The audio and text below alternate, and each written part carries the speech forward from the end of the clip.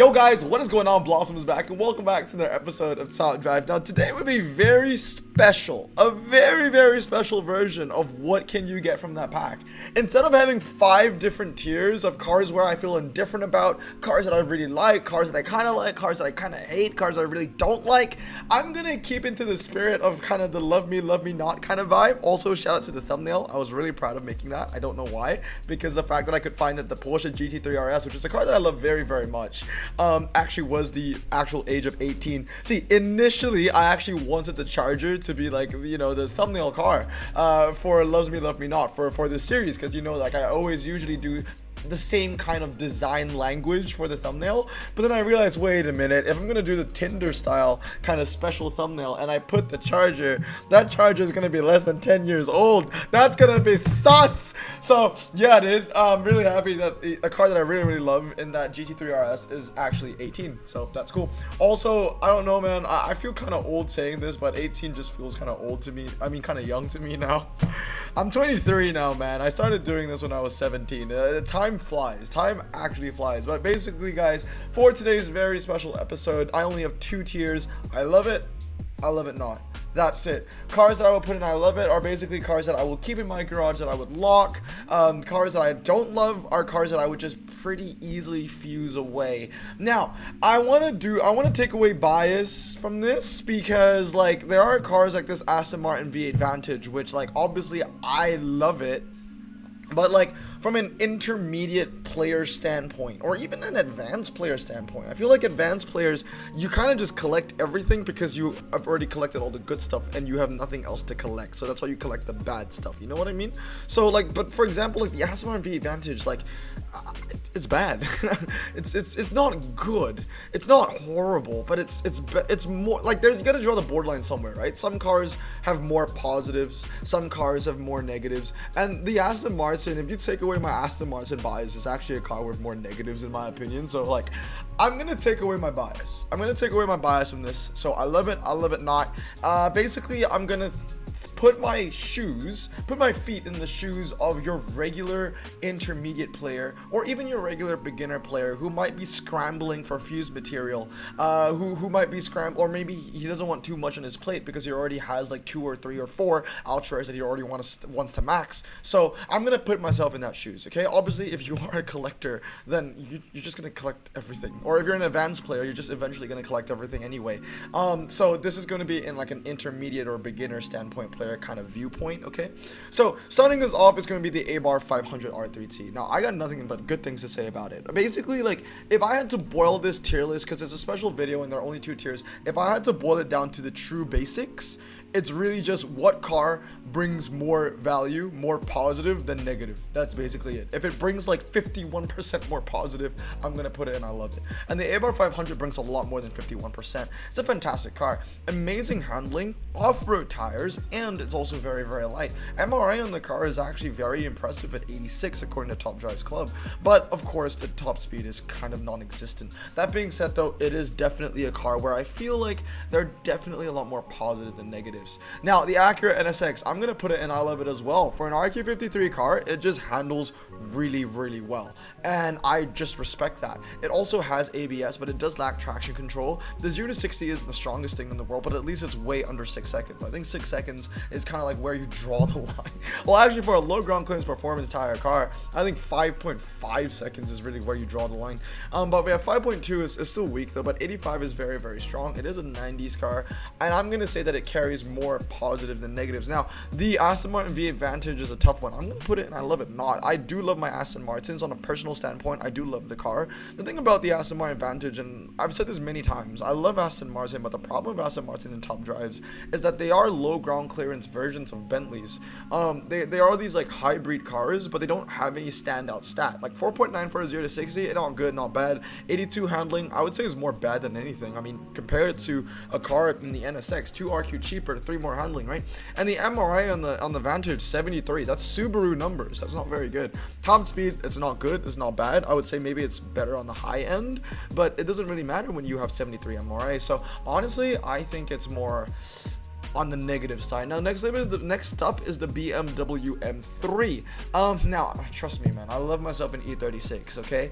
The problem with this car is that it is also a bit of a hybrid. Handling isn't very good. MRA 71, that's not good.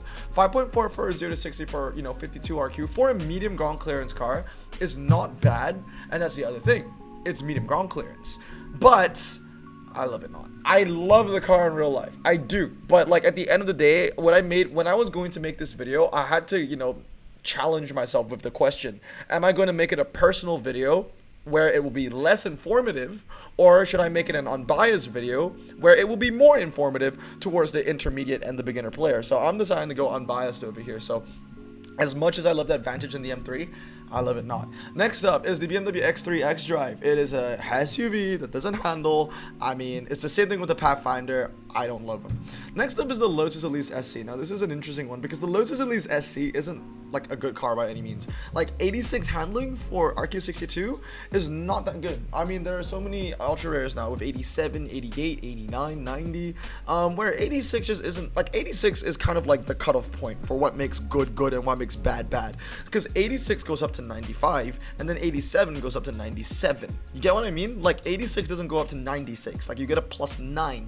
Only 87 handling stock and above, you get a +10. So 86 is a tough one because you end off with 95, and 95 I feel like just isn't strong enough for an RQ62 anymore. That being said though, 0 to 60 is very strong, 4.4 seconds, and it's still a very light car. I'm gonna put it in I love it, but it's not as strong I love it. It's kind of like almost in between. It's kind of almost on the fence. Next up is the 370Z Nismo. Now the 370Z Nismo, very similar to the Acura NSX. The only issue of the 370Z Nismo is that there is that other Nismo, which I believe is like RQ59, which is just the same car but better. And although it handles well, if you want, and it is going to perform better than the NSX, okay, I'll tell you that much. It is going to perform better because it has way better MRA, 64 to 74. But at the same time, it's kind of sitting on that edge where I feel like it's a bit too expensive to use. It's not a game changer, and it's not really much of a bargain either. I'm gonna put it in I love it not. Now, the Range Rovers make my job easy. Both of these cars are garbage, and then the Suzuki Ignis also makes my job very easy. It's the strongest ultra in this pack. Now, one thing I do want to mention about this pack is that there are literally only 2 ultra rares from Love Me Not that are RQ60 and above. Say what you will about that, but I think that's very, very poor. To only have 2 cars. I'm sorry, actually, there's only one. There's only one car that's RQ60 and above, and that is the Lotus Elise. The second highest car is the Ignis, but that's 57. I mean, yeah, to be fair, if that car was RQ60, I wouldn't mind. But like, yeah, it's actually very interesting. Like almost every ultra rare is RQ59 or below, or even RQ57 and below. Literally only one is RQ60 plus. Next up is the Vauxhall Calibra Turbo. I love it not. I think the only thing good about the Calibra Turbo, aside from, the 4-wheel drive and medium ground clearance, is the style eye contact. The style eye contact makes it a very niche car. Man, this is a tough one. It's in between I love it not and I love it. It's one of those cars where, like, in a general sense, it's very underwhelming, but it carries a lot of quirks and feature tags where it will shine in certain situations. So I think literally because the fact that it's medium, also a style icon, and has 89 handling, I'm gonna bump it up to the edge of I love it. Last but not least, the Vauxhall GTC VXR 63 MRA. Handling is pretty good, but there are cars that are better. I love it not. Now let's move on to the epics. The first one is going to be a car that has impressed me time and time again, and that is the Abarth 124 Spider Rally. Traction control and ABS. The handling isn't very good. We've had this entire conversation with 85 and 86, only getting a +9 instead of a +10. That being said though, this car, like I said, has impressed me time and time again. It's very, very light. The MRA is strong, 80, especially for a Fiat, and it has ABS and traction control. Actually is very impressive, and it has a very low 0 to 60 as well. So pretty good car. I definitely love it. Now next up is the Audi Q850 TDI, 52 MRA. Handling isn't particularly very high, and it is also a very heavy car at 2.2 tons. I love it not. BMW M5 is next. The only thing about the BMW M5 is that it has a really good MRA, right? 89 MRA, but when you take that away, there's nothing left to it. I love it not. I mean, let's be honest. I mean, if anybody unpulled that BMW M5, the first thing you probably think of if you're not a BMW collector is, oh, it's fuse. Alright, next up is the Chevrolet Corvette Z06. Used to be the best Corvette, now is only second best to the Lingenfelter, or the Z-Tuned, or whatever it's called now. But still 89 MRA. It did get an MRA buff while maintaining its stats of 3.788. It is a very strong 77. I love it. Now, this one, bias or not bias, I mean, that's one of the best epics that you can get. I gotta say, man, the epics that you can get from this pack, they're either really good or really bad, so it makes the love it not like very on brand. Next up is the Ford Mustang FR500 GT. Now this one might ruffle a couple feathers. I love it not. I'll be honest, I don't think it's a very good car. The problem with the Ford Mustang FR500 is that it's slowly it's slowly becoming this hybrid slick tire car that doesn't win anything. Because, like, ever since the introduction of the Ford Mustang and, you know, Hutch adding all these slick tire epic cars, like back in like 2017, 2018, there were like almost no epic slick tire cars, or there were very, very little. Like there was a Porsche RSR, right? That was it, right? But then Hutch, like, suddenly, you know, they would add more and more and more and more and more, and the Ford Mustang, with every new slick tire car that's being added, just gets worse and worse. Because the problem with the Ford Mustang is that the handling is good, but not as good as other, you know, slick tire cars like the GT4. The MRA is good, but not as good as other cars like the Tuscan race car. I mean, the Ford Mustang is literally just in between this Mustang GT4 and this Tuscan race car. The Tuscan race car has 102 MRA. That is, and the same 0 to 60, but it has like 12 more MRA. And then the Ford Mustang, although it has a lower 0 to 60, it just has 2 more handling. It's just a better twisty car. So the problem with the Ford Mustang FR500 is that it's kind of failing. It's failing the test of time. And I guess what I can say is this: when you compare these two cars together, right, the GT4 and the FR500, because these two cars are kind of like, they're very similar. It's funny that this used to be 76 and this used to be 79. I completely disagree. 77, both of them. Okay, I agree with that. The Ford Mustang, right, 90 MRA, that's the standout stat. That's what makes it good. I mean, 92 is good, but not as good as the GT4. That's 94. Standout stat for the GT4, 94. Now, 94 stock is less fragile than 90 MRA stock. That's what I'm trying to say. Like 90 MRA, like, it's just not good enough. There are more and more motorsport slick tire epics that are coming to the game that are getting 100 MRA, 99, 98. But you know, when it comes to handling, there are not a lot of new slick tire cars that can get 94. Most of them kind of cap out at 93 or 92. So 94 is a bit of a standout. So yeah, GT4 remains and I love it, but I'm gonna put the FR500 and I love it not. It's a good car if that's the only thing that you have. Because I know at the start of the video I said that, you know, if you're a beginner and that's the only epic you have, that FR500 is going to carry you for the next year or so. But like, I guess you can say that this is for all players, because like, that's not very good in my opinion. I'm gonna put it in I love it not. You might disagree. Next up is Tuscan race car. I love it. These two know what they want to be. This thing is somewhere in the middle. Maybe I'm being overly harsh, but I gotta be honest with you. I own this, I never use it. Next up, KTM Expo. I love it not. It's just that there are better KTMs out there that, you know, directly compete with the same thing. Next up is the Maybach Vision 6. I love it not. AMG G63. Now I get, like, there's the new BMW iX, which I unpacked yesterday. That's just a better car everywhere because it has a lower 0 to 60 and better MRA. But what I think, why I would still put in I love it, is because the difference in RQ between this and that BMW is 10. Where else, if you want to use like the Mustangs for comparison, these two have the same MRA. So at least I can say that, oh, at least the AMG G63 is a cheap version of the BMW. You know what I mean? I still can get value out of it if I want to save 10 RQ.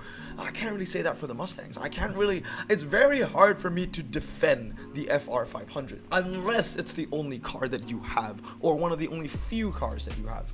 Next up is the Mercedes AMG GT Roadster. Handling sucks, but this is a dragster and it knows that it wants to be a dragster. It's got a decent 0 to 60, same as a Tuscan race car. It has 96 MRA and it has a strong top speed as well, and it is cheap to use. 5 RQ cheaper than the Tuscan, also is performance tires, and it is a roadster. I think it is a borderline I love it. I think I can get value out of that Merc.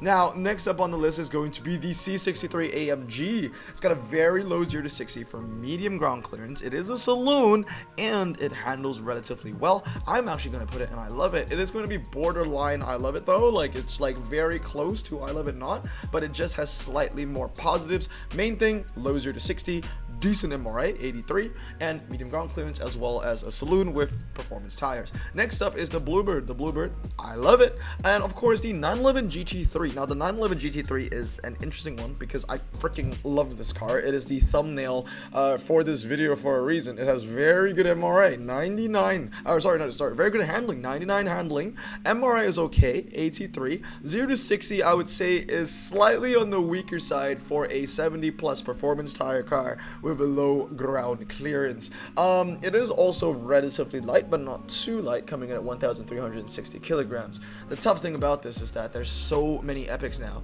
that are capable of hitting 99 handling, and a lot of these epics with 99 handling actually weigh lighter than the GT3 RS. The GT3 RS is a little bit of a hybrid, and if I have to be super strict, I actually have to put it in I love it not. Now, it feels wrong to put it there. I love this car. Actually, the 996, you guys know me and my Friday headlights.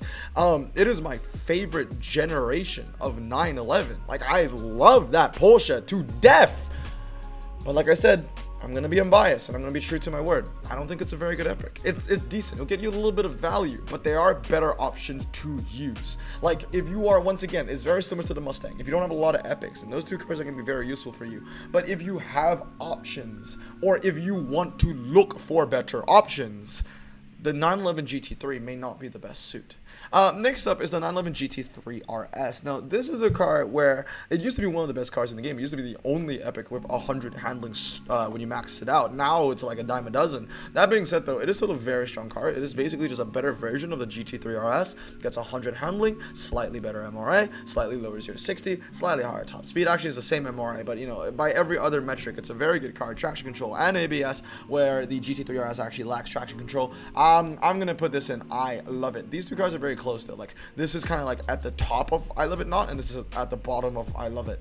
Next up, autobiography, making my job easy. That thing's a piece of crap. Impreza as well is not very good. I'm gonna put in I love it not. And then we move on to legendaries. Now the first one is going to be the BMW 73 MRA, but again, it's one of those cars where you only get value out of them if you can max it out. So I'm gonna put it in I love it not. MRA isn't too bad, 73, but I mean, what's the point when you have a top speed of 155? That's the same of every other ultra rare. Talking about 155 MRA though, the M5 might be a little bit contradictory, but I'm gonna put it in I love it, mainly because it has performance tires, handles relatively well for a saloon, and it has a low 0 to 60 with decent MRA of 83.33. I'm gonna put it in I love it. Next up is the Bugatti Veyron. That is also going to be I love it, as well as the Ford GT and the Koenigsegg's as well. We're gonna talk about that CX-75 later because that's another hot take. I mean, there's only one place it's gonna go if I'm gonna call it a hot take. So let's do the easy ones first. SV, one of the best Lambos that you can get. Just don't put it on a slalom. I made that mistake. Lancia ECV, that one is also fantastic. Nissan Juke R,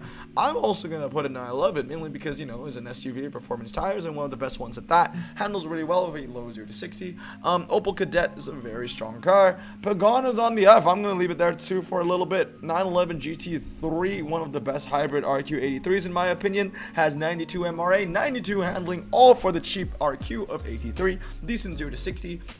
And a high top speed. And then next up is the 911 Turbo. We'll leave it there. 962, I love it. Subaru B4, I love it. So let's talk about these four legendaries, okay? Real quick, we'll do the easy ones first. The SVR, 21 Savage car. I haven't said that in a while. Rover SVR, and I got the Z's Blazer. But yeah, that's crap. And then the Porsche 911, that's crap too. I mean, the MRA on this Porsche is just like, it's not even Porsche level. Like, Porsche should actually just be embarrassed that Hodge even gave this Porsche the MRA number that it has of 70 freaking 9. I don't know why on Top Drives Clubs it has a 97% keep rate, because the handling sucks. 0 to 60, okay, it's okay for a 4-wheel drive 86, but the MRA sucks.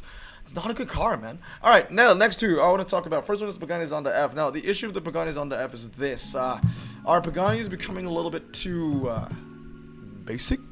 Amalfi Coast brought a lot of Paganis, and all of them, to be honest, are just about the same. They handle very well. They all have really good MRA.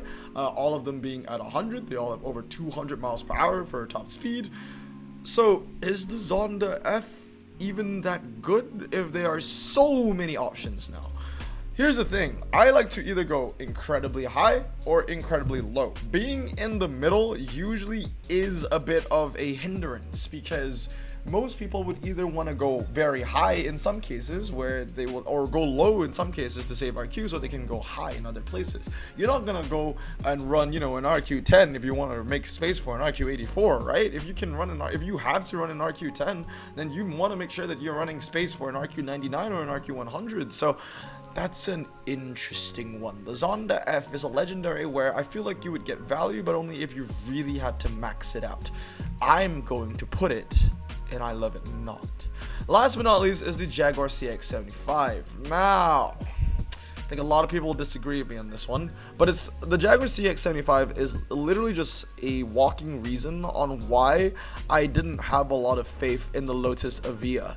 Did I say it right this time? Avia? Because it's the CX-75 is the epitome of, oh, look at me, I have inflated stats because I have a 4-wheel drive and big MRA number, but the 0 to 60 is absolutely atrocious. Look, I'm gonna put it next to the Bugatti Veyron real quick, okay? Put these two cars together. The Veyron actually is 1 RQ lower than the CX-75, although it handles less.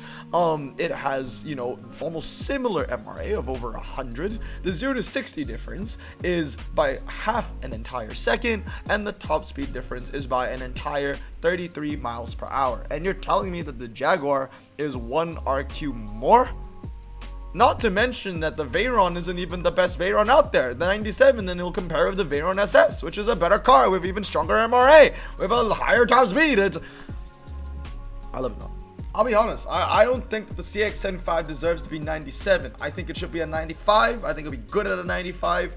The Avia, okay, the Avia, that makes sense. Avia is 150 MRA. Understandable. Okay, that can be 100. I won't be mad at it anymore. But the CX-75 is overrated in my opinion. I don't think it's very good. It might be the best of the Jags, but for an RQ97, it's very underwhelming. And I just cannot believe it even used to be 98.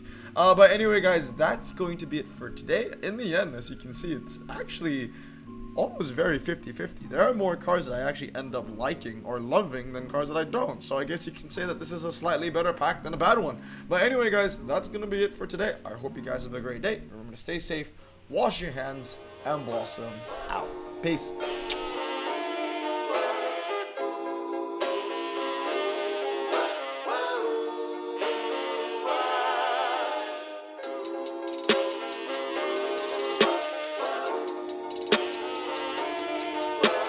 Bro, this song just makes me so happy. Me too. Imagine being Asian in the 50s, looking nifty, leather jacket, looking sleek, look like Presley, look so deadly. Got a jukebox back at home, feeling jazzy, turn it on and play it slow, like the movies with the ladies. They so fine. Imagine being Asian in the 50s, looking nifty, leather jacket, looking sleek, look like Presley, look so deadly. Got a jukebox back at home, feeling jazzy, turn it on and play it slow, like the movies with the ladies. They so fine. Sit back, relax in my Bonneville Pontiac. Hold tight all